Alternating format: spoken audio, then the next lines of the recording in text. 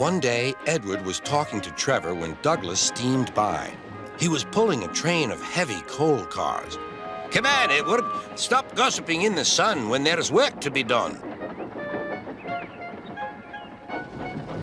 Later, Edward spoke to Douglas. "Trevor and I are old friends, and you and he have a lot in common, too."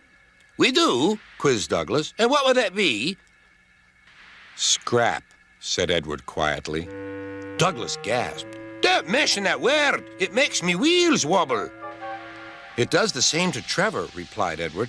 "He was being sent to the scrapyard, but the vicar and I saved him, and now he's really useful again. Even so, Sir Topham Hatt certainly does need another steam engine here." "Aye, he does, and quickly." That night, Douglas was still working. He had taken the midnight goods train to a station at a faraway part of the island where only the diesels work.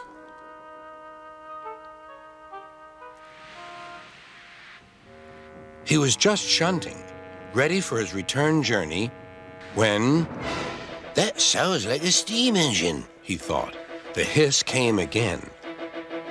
"Who's there?" asked Douglas. A whisper came. "Are you Sir Topham Hatt's engine?" "Aye, and proud of it." "Well, I'm Oliver, and I'm with my brake van towed. We've run out of coal and have no more steam." "But what are you doing?" "Escaping." "From what?" "Scrap." Douglas shivered. Then he remembered Edward's story about saving Trevor. "I'll be glad to help you. It'll have to look, though, as if you're ready for scrap and I'm taking you away." Their drivers and firemen agreed to help, too.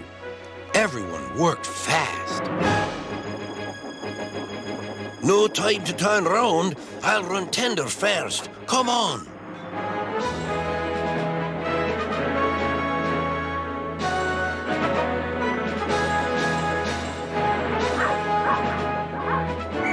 But before they could clear the station, they were stopped.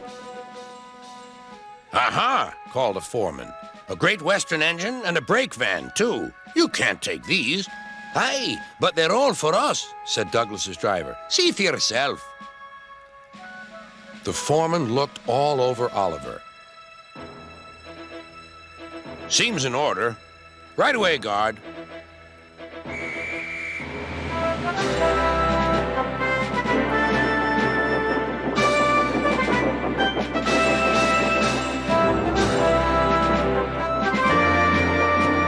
"That was a near thing." "We've had worse," replied Oliver, and they forged ahead.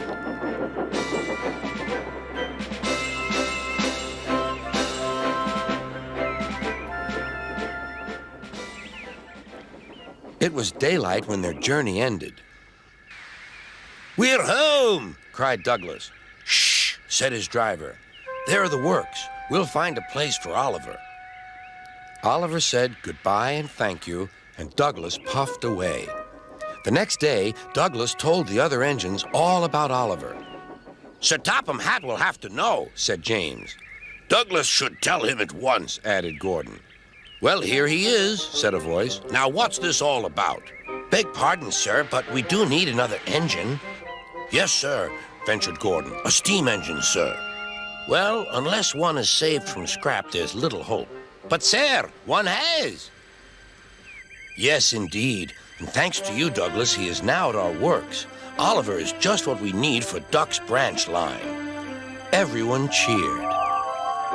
Now Oliver and Toad are mended and painted in full Great Western colors. Duck and Oliver are happy on their branch line. The others laughed at first and called it the Little Western. Duck and Oliver were delighted, and so the Little Western it will always be.